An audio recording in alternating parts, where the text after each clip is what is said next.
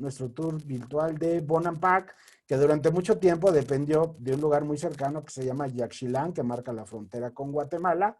Como bien sabemos, también se encuentra muy cerca de la zona arqueológica de Palenque. Pero antes de empezar, es importante marcar una línea del tiempo y conocer de algunas civilizaciones, de algunas ciudades, la fecha.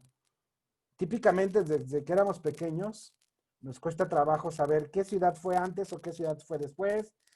Si hay cultura, sabemos que una cultura pudo haber establecido durante todo el territorio ciudades y hay ciudades-estados. Entonces hay una gran confusión de la arqueología de todos los pueblos originales de México. Entonces normalmente los historiadores dividen nuestra época mesoamericana en tres grandes épocas, en tres grandes líneas. Uno que se le conoce como el preclásico, que se señala del 1500 antes de Cristo al 290 después de Cristo. Después de esa época, algunos lo cierran al 300, del 300 después de Cristo al 900 se le conoce como una época clásica, que de ahí sobresalen grandes ciudades como Monte Albán, como Teotihuacán, como Cuicuilco, como Cacaxtla, como Xochicalco, como Bonampak precisamente, y el posclásico que ya es del último, del 900 a 1541, justamente con la llegada de los españoles. Y cada una de estas tres etapas tenemos otras tres clasificaciones, un formativo, un medio, un tardío y un formativo, ¿no? Entonces lo vamos dividiendo. Pero bueno, vamos a marcar ciertas pautas para conocer un poquito más allá de la cultura maya. Hablar de los mayos es hablar como de otra arqueología en México. Nada más para que tengan una idea, los mayas, el estilo maya dentro de su arquitectura tienen 16 estilos.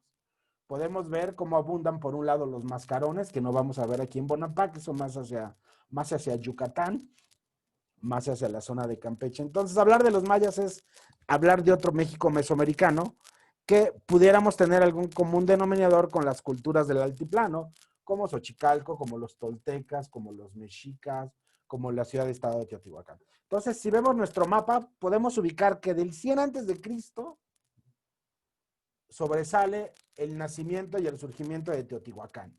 El abandono de Teotihuacán fue por ahí del 700 después de Cristo. Entonces, más o menos al abandono de Teotihuacán florecieron otras ciudades como Xochicalco, como Tula, como Cacaxtla, como Bonampak, una de ellas. Y en esa misma época, antes de Cristo, 600 años antes de la fundación de Teotihuacán, se desarrolla la primera escritura maya, que es lo que estaríamos viendo justamente del lado izquierdo. Ya en esa época, en ese preclásico, en esa época formativa y en esa época media y tardía, es cuando se desarrollan algunos monolitos en piedra que marcaban finalmente ciclos calendáricos. Ya echamos un brinco al principio de nuestra era, por ahí del 400 después de Cristo, es el apogeo de Teotihuacán y la ciudad de Tikal Maya se convierte en una de las más importantes, inclusive una de las más pobladas. En el 900 después de Cristo, como estamos viendo, termina el periodo clásico de los mayas y viene el colapso de ciudades de esta riviera y de esta zona selvática lacandona, como es Yaxchilán y como es Bonampak. Y ya más centrado en nuestra era, en el posclásico clásico, sobresalen ciudades como Chichen Itzá, como Mayapán, se convierte en el centro de la zona maya. Los aztecas llegan al Valle de México y fundan México Tenochtitlan. Entonces, más o menos podemos dividir la historia en tres grandes épocas. Lo formativo antes de Cristo, donde los mayas tenemos influencia maya desde antes de Cristo hasta la llegada de los españoles. Entonces es muy confuso porque hay ciudades que se fundaron después de Cristo y otras antes de Cristo. Pero ¿qué sucedió en la zona maya? ¿Por qué tantas ciudades fundadas y por qué tanto abandono?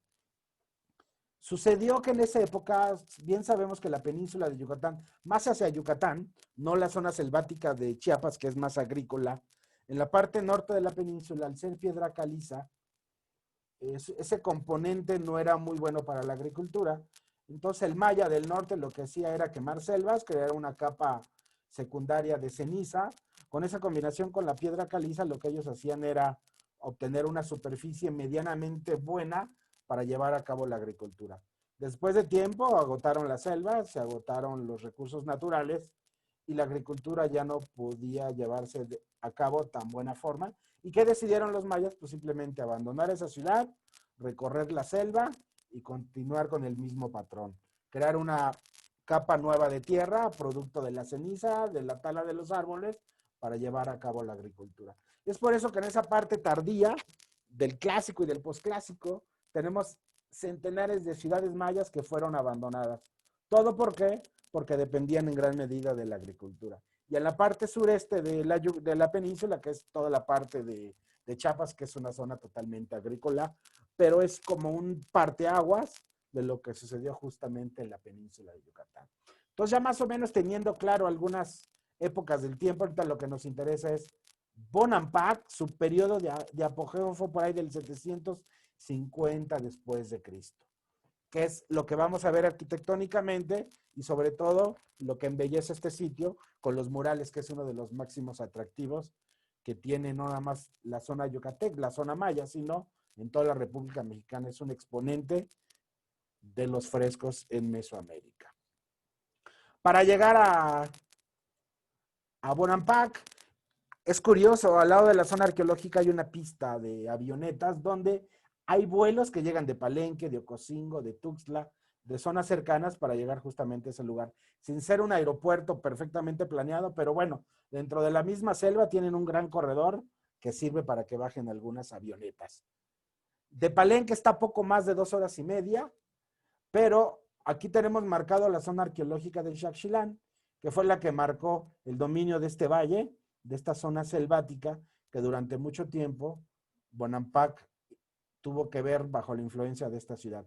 Inclusive, dos de los gobernantes de Yaxchilán están perfectamente representados en los murales y en las estelas de la zona de Bonampak. Entonces, aquí podemos ver la frontera con Guatemala, justamente lo marca lo que es el río Usumacinta. Entonces, para llegar ahí sí hizo un largo recorrido de la zona arqueológica de Palenque.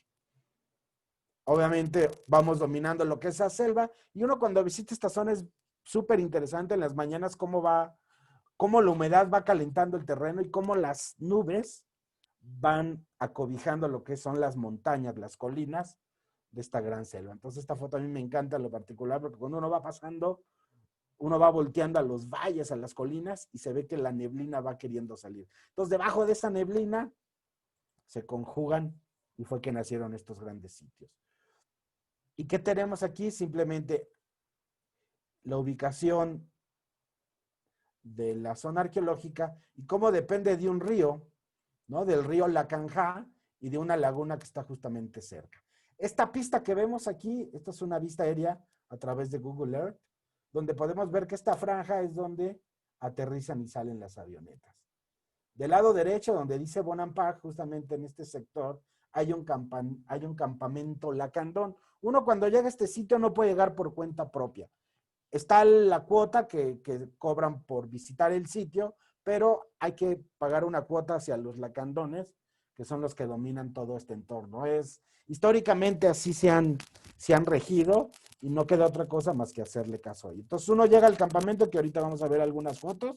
Ellos son los encargados de ingresarnos a la zona arqueológica. Inclusive ellos van definiendo el tiempo que uno puede estar ahí, marcan el límite del territorio de la zona arqueológica. No es un lugar que podamos llegar así de mochilero a las 8 de la mañana y irnos a las 4 de la tarde, porque el acceso está muy controlado, que es lo que vamos a ver justamente en ese mismo lugar. Y vean cómo está la selva, pues totalmente rodeando toda esta zona arqueológica. Y este es el campamento, uno llega a estas casonas, inclusive existe la opción de que les den de comer en esas casonas, en esas villitas, y todo esto es una villa lacandona, ellos son los que se encargan de regir y de controlar la entrada. Aquí podemos ver a los niños lacandones. Es muy vaciado estas fotos, muy a la rudimentaria, muy con sus atuendos originales, pero nunca dejamos de ver sus buenos relojes, ¿no? La tecnología obviamente siempre está presente. Es una de las estampas curiosas que sucede en este sitio. Bonampak, zona arqueológica, que significa muros teñidos. Es uno de los lugares más importantes de México. Pero ¿cómo fue descubierto Bonampak? ¿Cuál es la historia? La zona maya tiene un patrón que muchos de los descubrimientos han sido por gente extranjera. Existió un norteamericano llamado Carlos Frey, que vivía en Ocosingo, Estamos hablando de 1946. Y le pidió a los lacandones que lo llevaran a explorar esa zona. ¿Por qué? Porque ya se conocía y se sabía que existía un sitio que pudiera ser Bonampak. Fue llevado ahí y él descubrió el sitio arqueológico. Inmediatamente dio aviso a Lina del hallazgo de la zona arqueológica y 3 meses después, otro norteamericano llamado Giles Haley convenció a los lacandones nuevamente para que lo pudieran llevar justamente a ese sitio que previamente había sido descubierto por Frey. Inician ese gran recorrido y resulta que Frey descubrió el sitio, pero Halley descubrió las pinturas, pero alguien que los encaminó y se dice que fue realmente el descubridor de este lugar fue un lacandón todavía legendario y vivió muchos años, Quino Obregón. Es el único lacandón sobreviviente de esa época. Entonces, hoy los murales que vamos a ver más adelante, que es el gran hallazgo, siguen siendo un hecho único en la arquitectura mesoamericana por sus componentes. Como bien sabemos, el paso del tiempo, la vegetación selvática, ha provocado durante mucho tiempo el deterioro en las construcciones mayas, ¿no? Entonces, durante muchos casos se derrumban totalmente o parcialmente, es lo que va sucediendo justamente en estos sitios. Los murales que vamos a ver más adelante tienen algo muy simpático, algo muy peculiar. Vean aquí, estamos dejando atrás este campamento. Esas fotos que tomamos justamente fueron en este campamento. Está el campamento, cruzamos esta gran calzada que es la pista de las avionetas y enseguida vendría el acceso a lo que es a la zona arqueológica. Es una zona arqueológica muy pequeña, se visitan algunos componentes, pero lo que la hace grande no es otra cosa más que sus murales. Vean la traza, esto es lo que corresponde a la pista de las avionetas. Y donde van estas personas es la entrada, se toma un andador sobre la misma selva, una vereda, y estaríamos llegando a lo que es a la Gran Plaza y posteriormente a la Acrópolis. Los murales que vamos a ver más adelante se conservaron gracias a que existió una capa de sal, de carbonato, y el 80% de los murales se pudieron cubrir bajo ese dinamismo de esos materiales. Y la mayor parte de esos murales fueron descubiertos y fueron trabajados en la década de los 80. Pues como pueden ver, estamos justamente en la selva lacandona de Chiapas, en el valle del río Lacanja, arropados en todo momento por la selva lacandona. Esta ciudad en su máximo esplendor del 600 al 800 después de Cristo. Este es el mapa de lo que vamos a visitar. Ahorita que continuemos caminando por este corredor, nuestro acceso va a ser por este lado derecho y vamos a ver unas plataformas ya muy pequeñas, no hay ningún templo, simplemente las escalinatas, donde se encuentra el edificio 13. Esta zona que llamamos como Gran Plaza tiene poco menos de 200 metros de ancho. Realmente es una plaza muy pequeña y lo que vale la pena es la vista que vamos a tener de la Acrópolis. En esta gran plaza vamos a poder dar lectura a 3 estelas que marcan la fundación y marcan la época de esplendor de por ahí del 750 de nuestra era, donde las estelas marcan la iconografía de los gobernantes que justamente fueron honrados en esa época. Entonces vamos a visitar esta gran plaza, vamos a ver estos componentes, el edificio 16, básicamente, y los edificios que están alrededor. Una vez que veamos estas grandes estelas y analicemos de forma breve lo que es la gran plaza, vamos a subir 45 metros por estas triple plataformas a la Acrópolis, por llegar a uno de los edificios más bonitos, una habitación de 112 metros totalmente decorada, que es donde dice el edificio de las pinturas. Este es el mapa, no es como otros recorridos que hemos hecho de forma virtual, que tenemos que agarrarnos del mapa para ver a dónde vamos, simplemente en una misma área, en un mismo rectángulo, en las mismas colinas, que obviamente no es toda la superficie del sitio. Esta ciudad se dice que llegó a tener una extensión de casi 3 kilómetros cuadrados. Ahorita no son ni 500 metros cuadrados lo que tenemos abierto. Lo que se puede visitar son los componentes de la Gran Plaza y la parte alta, lo que se le conoce como la Acrópolis. Dependió durante mucho tiempo de la ciudad de Yaxchilán. Aquí fue gobernante, uno de los máximos gobernantes mayas, Chan Muguán II, que es el señor de la ciudad, que tenía todo el apoyo de Yaxchilán, que previamente había derrotado al gobernador anterior. Y debido a esta gran importancia, a este crecimiento, fue que se desarrolló el conjunto arquitectónico que vamos a ver más adelante. Cuando uno ingresa, dejamos atrás ese gran corredor, llegamos justamente a este lugar. Bonampak es interesante porque las 3 habitaciones independientes decoradas con pintura mural es lo que vamos a ver. Se han resguardado desde hace más de 12 siglos. Y este edificio que estamos viendo, podemos ver una estela aquí en la parte alta. Esa estela, este edificio 16, estaba dedicado a la agricultura, tuvo en su gran composición a un gobernante de Yaxchilán, que era el guerrero pájaro. Entonces podemos ver esa estela, esa es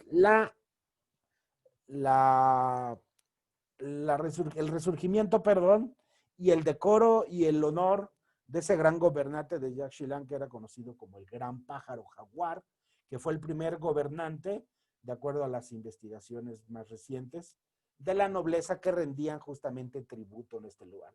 Era un lugar de tributo, un lugar de mucha agricultura, aquí se logró cultivar grandes cantidades de cacao. Entonces vean, desde esta gran plaza, que es lo que estamos dominando, podemos ver esta estela, que es la estela 1, que vamos a ver más adelante, que forman el componente de la gran plaza, que son 110 metros de largo por 87 metros de ancho. Es como si fuera una pequeña cancha de fútbol. Es lo que estaríamos viendo, justamente viendo los edificios 13, 15, 16 y en la parte central de la plaza esas grandes estelas. Ese edificio 16 es uno de los más importantes. De acuerdo a nuestro mapa, vimos 2 hileras de basamentos, que simplemente son escalinatas, y aquí estamos justamente del lado izquierdo. Vamos a ver dominantes sus 45 metros, que forman parte de una colina natural. A esa colina, a esa montaña, le ganaron 25 metros para terracearla y lograr hacer el conjunto que al final sobrepasa los 45 metros de altura. ¿Qué altura es? Si logramos identificar y recordar lo que es la zona arqueológica de Teotihuacán y ubicamos la pirámide de la luna, sería más o menos la dimensión, la altura de ese gran basamento, que está conformado por otros edificios sobrepuestos que son parte de las habitaciones. Este lugar fue casa de residencia de la élite. Aquí vivieron gobernantes y aquí se marcó claramente el linaje. ¿Y qué estamos viendo ahorita? Vean qué bonito, qué decorado vamos a ver justamente en este lugar. Y nos estamos encontrando con la estela número 1. Vamos a ponernos pausa y vamos a ver parte de la iconografía y de los grabados. Vamos a acercarnos a buscar la mejor posición. Vamos a ponerle una pausa. Vean aquí. Vamos a hacer una pausa. Esta estela que estamos viendo, que está totalmente protegida, podemos ver su piedra totalmente caliza, mide 5 metros de altura. De ancho, que es lo que estamos viendo, lo que es lo largo de este gran personaje, 2 metros 60 de ancho, y la estela tiene un grosor aproximado de 20 centímetros. ¿Qué podemos ver? Una cara perfectamente labrada y hacia dónde está viendo. Recordar que estamos en la plaza y hacia el norte tendríamos la Acrópolis. Entonces fíjense cómo marcan muy bien el altorrelieve que este gran personaje, que es el segundo de la dinastía Chan Muán II, que era el gobernante en el máximo apogeo de Bonampak, por ahí del 750 después de Cristo, este Chan Muán II está viendo hacia la Acrópolis. Se está representado este gobernante que podemos ver que está ataviado con lujosos ropajes. A nivel piedra, esto es totalmente ceremonial y podemos ver en su cabellera cómo presenta un gran tocado de gran escuela. Aquí podemos identificar lo que es la cabeza, pero vean, todo lo que sobresale hacia los extremos es un tocado, es decir, está ataviado. Y en la mano derecha, fíjense, en esta mano derecha que está sosteniendo es una lanza ceremonial, mientras que en la mano izquierda,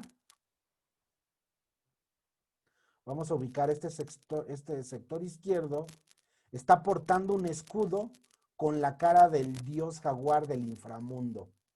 Si alcanzan a identificar la iconografía. Y bajo sus pies estaríamos viendo una franja que aparecen los nombres de sus padres y junto a la pierna izquierda estaría su nombre. Vamos ahorita a ponerle play para ver justamente la parte baja de esta gran estela. Entonces aquí estamos distinguiendo lo que es el escudo ceremonial. Estamos viendo por otro lado lo que es la lanza y ahorita que nos alejemos poquito, vamos a ver dónde, aquí está. Estas inscripciones que estamos viendo justamente en la parte baja, esta franja, ahí aparecen en maya obviamente los nombres de sus padres y junto a su pierna izquierda estaría su propio nombre.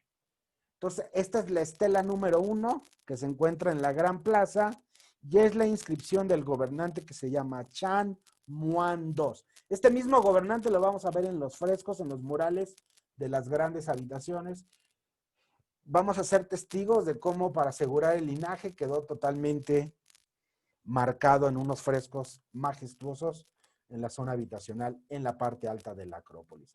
Vamos a dejar esta estela 1 para más adelante ver otra estela, que es la estela 3, que vamos a ver justamente más hacia el otro extremo. Y vean, la Acrópolis justamente es lo que estaríamos viendo, que es el lugar donde se encuentran todos los edificios.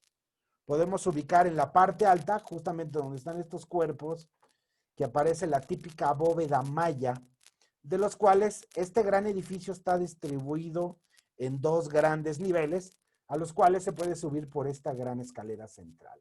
Aquí alcanzamos a identificar lo que son otras 2 estelas, que vamos a ver las inscripciones de Changwan. Las vamos a ver aquí, y debajo de estas estelas vamos a ver 2 adoratorios. Y el cuarto de los frescos, al cual vamos a ver, que es la parte final de nuestro recorrido, justamente donde están estos techos. Ahí vamos a encontrar 112 metros de pinturas murales. Entonces, esta es la lectura total que le estaríamos dando al gran basamento de la Acrópolis que acompaña esta gran plaza. Pues vamos a acercarnos poco a poco y vamos a ir dominando lo que es este gran ambiente. Podemos ubicar en las esquinas esos 2 grandes altares. Justamente ahí en esas 3 puertas vamos a ver lo que son justamente esos frescos. Los materiales arqueológicos que se han encontrado y más tempranos recuperados en Bonampak datan del 250 después de Cristo. Este asentamiento tiene un patrón que fue disperso y se integraron varios conjuntos separados entre sí, que es lo que estaríamos viendo. Podemos ver cómo estas escalinatas, como en un segundo nivel tenemos una habitación, pero en la parte trasera sigue creciendo. Digamos que si lo vemos de frente iría creciendo hacia arriba. Estas edificaciones fueron levantadas tanto en terreno plano como en las laderas y utilizaron 11 colinas del valle, que es la parte noroeste, que justamente nos llevaría al noroeste. Entonces, del noroeste al suroeste existen 11 colinas.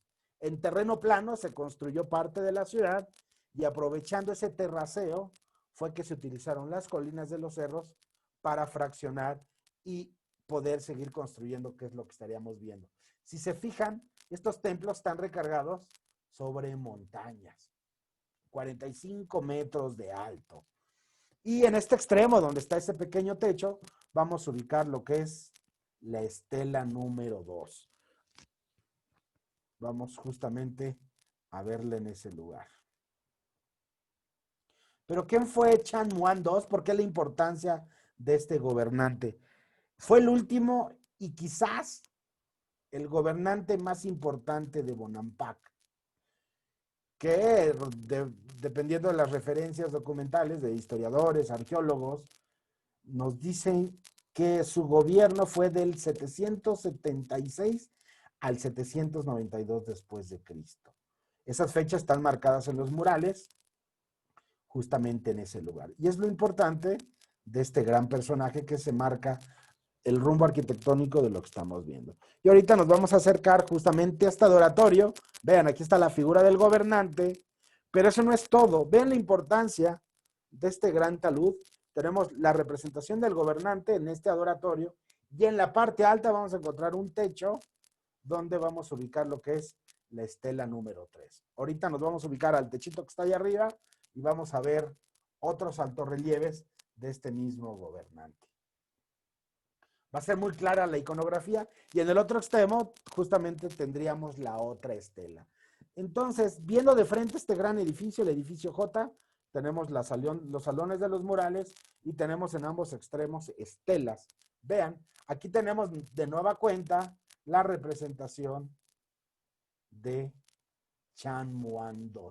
¿Qué tenemos aquí? Justamente está entregando el trono y tenemos a su mamá del lado derecho representado al conejo. Vean la expresión, es el rostro de un conejo y este es el gobernante que está justamente del lado izquierdo. Esta estela es del año 746 después de Cristo, que es durante la época de mayor esplendor y podemos ver quien gobierna este lugar es el jaguar ojo, así se le conocía justamente en esta época por sus conquistas que son dadas a conocer justamente en este dintel, que es el último gobernante hasta ahora conocido. Entonces vamos a acercarnos y vamos a ver claramente cómo se ven los relieves, perfectamente ataviados, decorados, cuál es Dios. Entonces la iconografía está perfectamente marcada en este lugar. Y podemos ver aquí que es la gobernante Jax Conejo. Es por eso que tenemos esta representación que es la hermana de Chan Muan.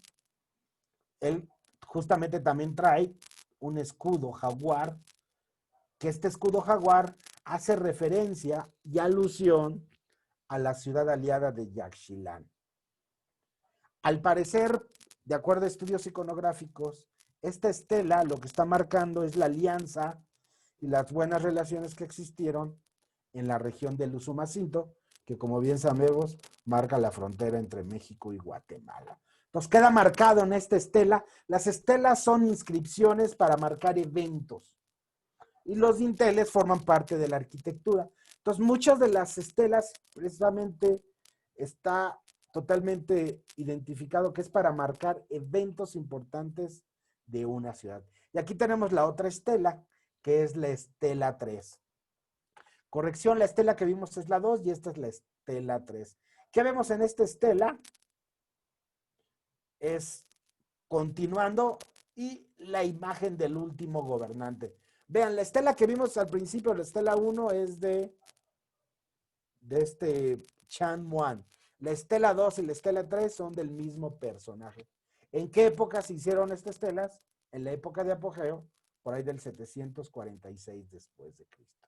Simplemente es marcar la importancia de este gobernante, que fue uno de los más importantes de esa época. Y en la parte baja también tendríamos otro pequeño adoratorio justamente a los pies. Entonces, ¿qué tenemos? Podemos ver en esta imagen a este nivel un adoratorio y en la parte alta la estela del gobernante. Y en el otro sentido, aquí tenemos la otra estela y ahorita vamos a ver justamente en la parte baja otro adoratorio justamente que se encuentra a los pies de este gobernante. ¿Por qué son importantes los adoratorios? Pues porque son las puertas, es la entrada a los templos, que es lo que estaríamos viendo ahorita, justamente en ese lugar. Podemos ver sus altorrelieves perfectamente labrados, en los que existen escenas de las capturas, ¿no? De algunos señores enemigos, también quedaban representados algunas de estas actividades. En Bonampak vamos a encontrar básicamente los discursos de los gobernantes de la celebración de la dinastía, también cómo tomaban prisioneros cautivos, cómo el sacrificio humano también es importante y otro elemento importante es justamente el tema de los tributos. Desde aquí podemos ver una vista panorámica de la Gran Plaza y la mayor parte de los edificios de Bonampak. Como pudimos ver, sobresalen lo que son las terrazas, todas las escalinatas y las fachadas de los distintos edificios, los adoratorios y, como acabamos de ver, los altares y los dinteles. Sin embargo, se sabe que esta ciudad se edificó en un territorio, en una superficie de casi 4 kilómetros cuadrados en la selva lacandona. Entonces, esta vista nos regala lo que es el paisaje dominante de la Gran Plaza. La arquitectura, muy importante porque la parte central y la más es considerada como uno de los elementos más importantes, y se utilizaron muros de mampostería, que es lo que estaríamos viendo aquí justamente frente a nosotros. Se conocen como muros de mampostería y se encuentran rellenos para formar un gran basamento. Estas son habitaciones que estaban justamente en el otro extremo. 3 edificios y 3 terrazas estaríamos viendo justamente en este lugar. Aquí ya estamos arriba de la Acrópolis, un lugar sagrado en los cuales los gobernantes dominaron justamente en este lugar. También se le conoce como esta zona como el Grupo Frey, en honor a Frey, que fue uno de los grandes descubridores. Y donde está ese techo verde, vamos a encontrar ahorita gran parte de nuestro discurso del día de hoy, lo que corresponde, lo que es a la pintura mural. El edificio de las pinturas que vamos a ver en unos minutitos tiene de longitud casi 17 metros, que es lo que vamos a apreciar ahorita. Y justamente vean, la mampostería son habitaciones que se encuentran alrededor del gran conjunto de pinturas. Estamos ya casi en la parte alta, casi a 40 metros de altura, que es a donde se puede visitar realmente. Y vamos a ver ahorita cómo acompaña el paisaje la visita a lo que son a los lacandones. Recordar que este sitio está cuidado y custodiado por ellos y son los que dan el permiso final para cada uno de los visitantes. Entonces, estas pinturas murales, vean cómo podemos ver aquí un lacandón, que son parte de los que cuidan el sitio. Y la pintura mural es de lo más trascendental que vamos a encontrar.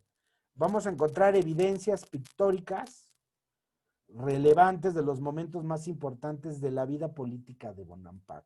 Una forma de marcar esos hitos, esas épocas gloriosas, es a través de la pintura. El hallazgo, el rescate y la conservación durante mucho tiempo han sido los grandes retos y los grandes logros más importantes de la arqueología en México. ¿Por qué? Porque su restauración y conservación representa grandes actividades en México, sobre todo para el INAH, y mucho de este valor es lo que ha sobresalido y dado a conocer al exterior. Entonces, la pintura mural de Bonampak tiene una trascendencia arqueológica como en ningún otro lugar. Podemos hacer varias comparaciones de las pinturas murales. Si tenemos el gusto de conocer Cacaxtla y de Teotihuacán, estaríamos hablando de ejemplos mayores. Son las grandes altas escuelas de lo que corresponde a los murales. Y detrás de estas 3 puertas, donde se encuentra el edificio de las pinturas, tiene una longitud de 16 metros con 90 centímetros. De fondo vamos a ver, ahorita que ingresemos, 4 metros 20 centímetros de fondo y 5 metros de altura. 3/4, que es lo que vamos a dominar, que tienen unas bancas bastante anchas que van a cubrir lo que es la parte posterior y lateral de los 3 recintos. Cada entrada, estamos viendo, conserva un dintel labrado donde aparece el señor gobernante tomando a un cautivo, que es lo que vamos a ver justamente ahorita que entremos. Las 2 primeras fechas, el fechamiento de estos trabajos son del 787 después de Cristo, que son las escenas que vamos a ver justamente en este lugar. Pues vamos a ingresar, vamos a tomarnos tiempo para empezar a ver lo más atractivo de este sitio, por lo cual miles de visitantes optan por venir a Bonampak, simplemente para ser testigo de las pinturas murales. 3 habitaciones, las 3 están perfectamente decoradas con escenas distintas. Vamos a entrar primero a la escena número 1, pero vamos a hacer ahorita una comparación de cómo las pinturas murales se llevaban a cabo tanto en Teotihuacán como en Bonampak. Después de que sigamos admirando lo que es esta gran plaza, vamos a ver justamente lo que son las pinturas murales de estos grandes gobernantes. Estas columnas que estamos viendo sostenían y dividían algunos tramos para justamente proteger el gran edificio. Recordar que fue zona residencial de la élite de Bonampak. Y aquí estamos en la habitación 1. Vamos a dejar correr la película y vamos a platicar qué vamos a ver aquí. Los artistas más importantes plasmaron sus murales. Algo bien interesante, sobre estos 112 metros quedaron plasmados 270 personajes. Vamos a ver, es súper completa esta expresión, porque esta gran cantidad de personajes están totalmente representados. Hay muchos personajes que se repiten, es la misma persona, pero lo que lo hacen distinto son las vestimentas. ¿Qué vemos en esta habitación número 1? Las escenas de estos murales son de hace más de 1200 años, que fue uno de los mayores retos y logros de restauración. En esta habitación número 1, lo que se puede ver es una gran festividad. Vamos a ver cómo 36 personajes conforman una gran banda de música. Vean, esto que estamos viendo justamente en esta esquina es una banda de músicos de 36 personajes. ¿Pero por qué? En este muro noroeste, que es donde estamos ubicados, podemos ver que algunos portan sombrillas y estos nobles que aparecen en estos grandes muros están representando una gran festividad, lo que es la fiesta del gobernante que vimos justamente en las estelas. Entonces, aquí se cubren las bóvedas con la representación del heredero del trono de Bonampak. Entonces, simplemente están marcando ese gran acontecimiento, la herencia del trono de Bonampak, repartida en todos sus lados, de oriente, el sur y el occidente. Y en las bóvedas vamos a ver cómo los nobles están perfectamente vestidos y estos grupos de músicos van a acompañar. ¿Pueden ver de este lado cómo sobresalen lo que son las maracas? Entonces, tenemos distribuidos los 36 personajes justamente en estos muros. Entonces, es interesantísimo cómo lo que son los arcos, los techos, tenemos la representación de este gran gobernante. Podemos ver 33 figuras humanas justamente en este mismo lugar. Sobresalen esos rasgos mayas, como podemos ver justamente aquí. Vean esos rasgos faciales, son maravillosos. Y la complexión de los cuerpos, como la inclinación de los torsos y las posturas de los brazos y piernas le dan un dinamismo y hacen una escena no rígida, sino la hacen una escena con movimiento. En general, los tocados que estamos viendo en estos grandes muros consisten en telas blancas, que es lo que estamos viendo justamente frente a nosotros, con diseños geométricos que se encuentran enredados en sus cabezas. Pueden ver cómo aparentan estar enredados en lo que son sus cabezas. Y algunos elementos naturales se encuentran decorando estos gobernantes, como plumas, joyas, flores, hojas y sobre todo las pieles de reptil. Hay casos donde las telas son reemplazadas por cabezas zoomorfas. Y ahora vamos lo que es al cuarto número 2. En resumen, en el cuarto número 1, simplemente es la representación del heredero del trono de Bonampak, repartida en todos los muros, tanto en el oriente, en el sur y en el occidente. Y para celebrar este acontecimiento, pudimos ver, como le llaman algunos historiadores en el registro 4, que son los 36 personajes que conforman la banda de los músicos. Perfectamente las bóvedas totalmente decoradas. Y vamos ahora a pasar lo que es al cuarto número 2. Recordar que esta habitación está conformada por 3 grandes habitaciones. Entonces tenemos el cuarto número 1, el cuarto número 2 y el cuarto número 2. 3. Este número cuarto 2, que es la parte central, aquí tenemos 2 escenas, vamos a identificar 2 escenas, que se trata de una batalla donde se puede ver cómo van sometiendo a los cautivos frente a los vencedores. El primer mural fue una fiesta, fue la herencia del gobierno. Este segundo mural es la representación del sometimiento y el sacrificio de los cautivos frente a los vencedores. Vamos a ver este con un tema más bélico. En este lugar, aquí vemos 126 figuras humanas. También podemos observar 41 cláusulas glíficas y 11 figuras que justamente estarían en la bóveda. Vean, vamos a hacer una pausa y vean estos gobernantes Esto está llamando, está haciendo alusión lo que son a los sacrificios humanos. Vamos a darle la vuelta a este gran cuarto, y esto es totalmente bélico, donde podemos ver justamente las representaciones. Básicamente son batallas y el sometimiento de los cautivos. La batalla ocupa los dos muros, tanto el oriente y del sur al poniente. En este lugar los personajes se encuentran en varios planos y los cuerpos podemos identificar que hay varias posturas. Vean, este está recibiendo parte del sacrificio. Ya vean cómo va recibiendo con sus manos la sangre y los demás van acompañando lo que es el sacrificio de los cautivos de guerra. Aquí utilizan herramientas y armas como lanzas, abanicos, bastones, lienzos. También todo el concepto y el proyecto iconográfico es vasto, ¿no? Entonces, esta es una de las partes bélicas. Vean aquí en medio está el gobernante y vean cómo están sometiendo a los cautivos del lado izquierdo.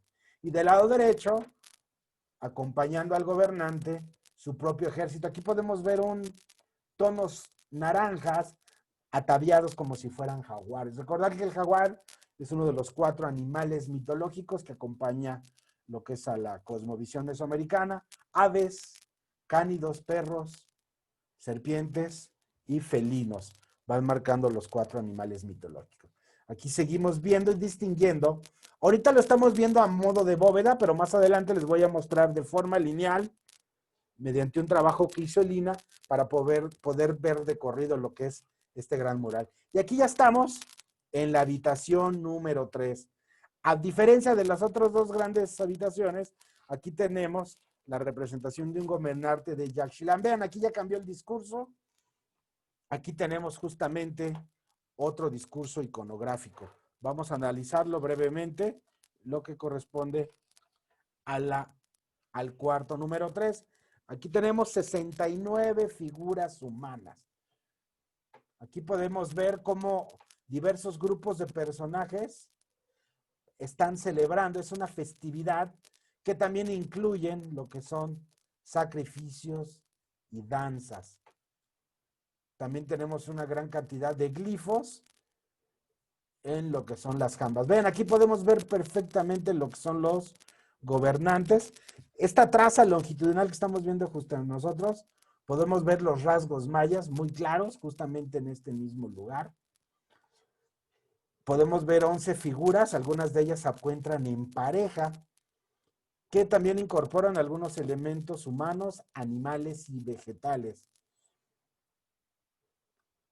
Vean aquí en la parte baja, lo que son como en los frisos, tenemos otra representación justamente adorando y simbolizando lo que son los sacrificios y las danzas.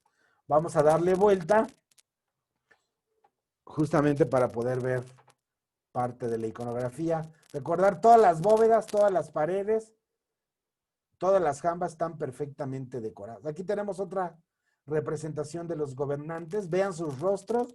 No es otra cosa más que los sacrificios y la festividad que están haciendo en torno a esta gran actividad religiosa de los mayas de Bonampak. Vamos a darle otra vuelta, justamente para tratar de ver. Vean, aquí tenemos parte de los sacrificios. Se pueden ver perfectamente cómo están marcando los sacrificios humanos.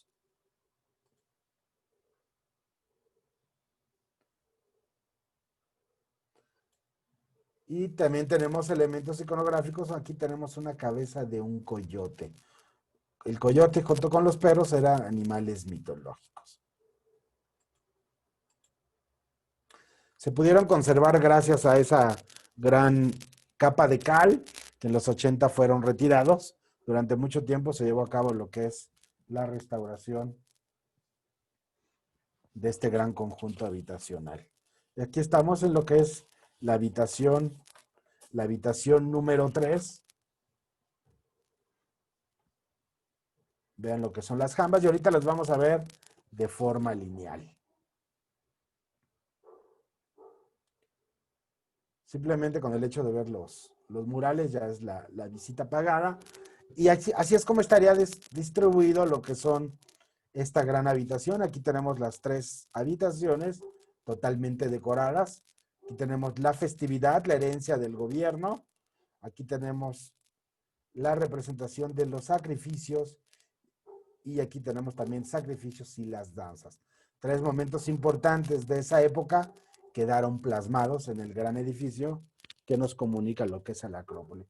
Algo interesante que sí me gusta platicarles, a pesar que es Mesoamérica, tenemos 2 grandes ejemplos de cómo se llevan a cabo los frescos. Por un lado, Teotihuacán. ¿Qué utilizaban los teotihuacanos para construir sus grandes murales, sus grandes frescos? Utilizaban como una base lo que es un muro de tezontle preparado con cal y tierra. Posteriormente le aplicaban una capa de mortero, que es la combinación de una cal con un cuarzo volcánico. Posteriormente le colocaban otra capa, que es lo que lucía, lo que es la figura, mediante un cuarzo volcánico. Recordar que Teotihuacán está en una zona neovolcánica, en un eje neovolcánico, lo que es la falla que pasa por atrás de la pirámide del Sol, que viene desde el Cerro Gordo. Eso ha determinado que existe una gran cantidad de elementos geológicos. Y después se le colocaba una capa de color que utilizaban microcristales de carbonato de calcio. Con estos materiales lograban sujetar lo que es todos los murales. Obviamente tenían elementos minerales y naturales que ellos elaboraban para poder plasmar la pintura. Pero ¿qué hacía el maya? El teotihuacano utilizaba un muro de tezontle, pero en la zona maya, al no haber tezontle, ¿qué utilizaban? Las piedras calizas.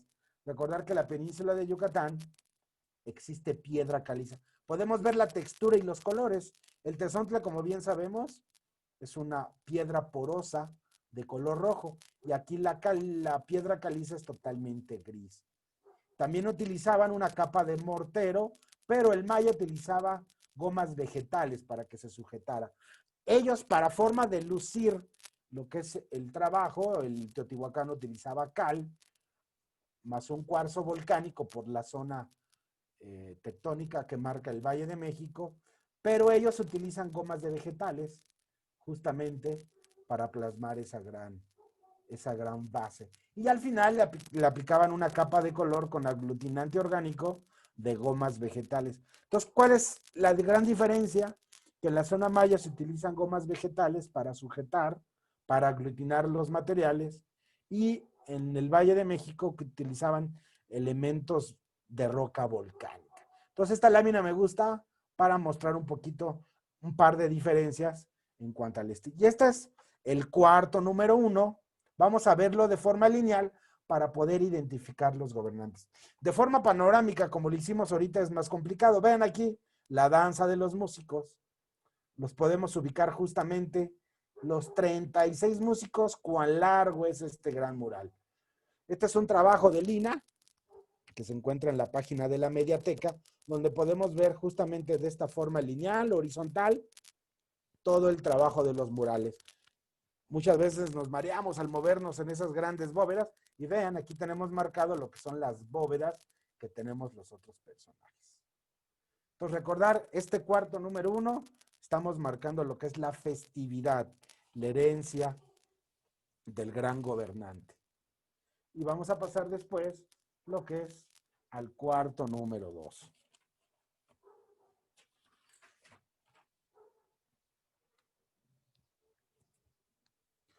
Vean los gobernantes, vean los músicos, eso es fantástico. Realmente a mí es de lo que más me gusta y llama la atención lo que es todo ese discurso.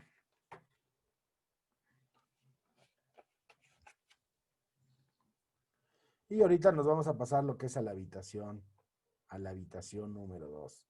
Sacrificios y prisioneros de guerras cautivos aplicando el sacrificio humano.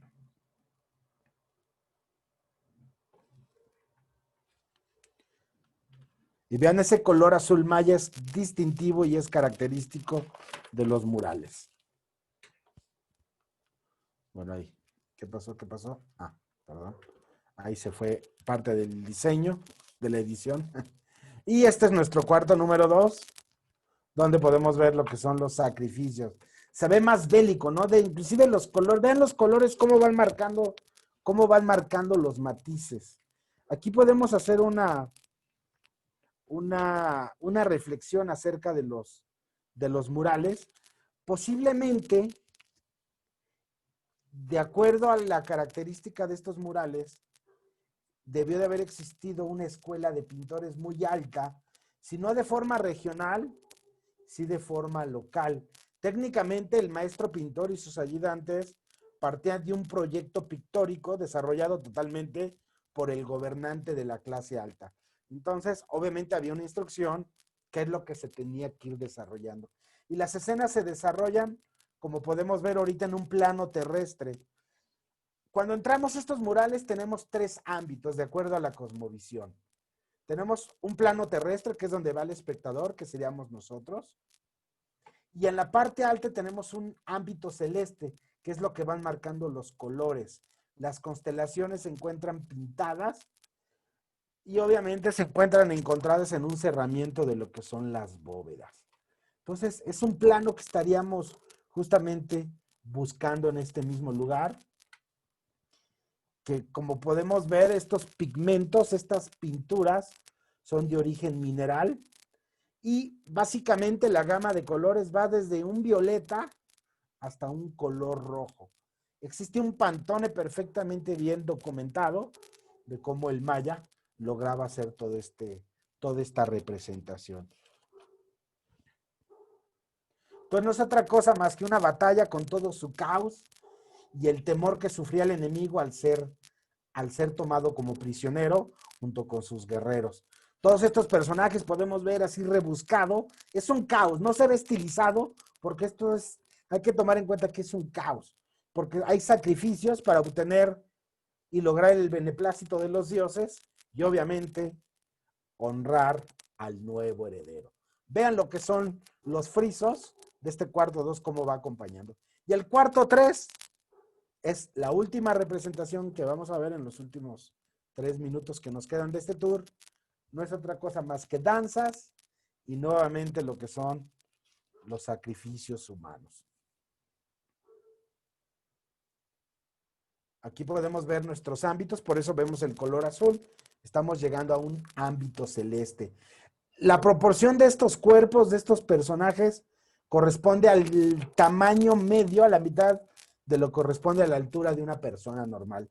Entonces, digamos que la escala sería de 50% respecto al tamaño de los personajes. Vean, aquí tenemos los 11 gobernantes que estarían dirigiendo lo que es el sacrificio humano. Y en la parte baja, los sacrificados. Vean cómo en los murales se marca la jerarquía. Y aquí tenemos claramente lo que son los 3 niveles. El sacrificio que va hacia el inframundo, que es la parte baja, la parte terrestre, que es lo que estaríamos viendo nosotros, y en la bóveda y en los cruceros, no es otra cosa más que todo el ámbito celeste. Este también tiene tintes bélicos, pero más asociado a festividades y danzas. Aquí se le da otro sentido al sacrificio humano. Entonces, esta es la gran temática que estaríamos marcando. Fiestas, honrar, seguir buscando el linaje y seguir demostrando, sobre todo a la gran región de Usumacinta de Yaxchilán, que esta zona fue importante para este valle septentrional de la selva lacandona. Pues ya estamos llegando al final de nuestro tour, simplemente para seguir acompañando este mural de forma lineal.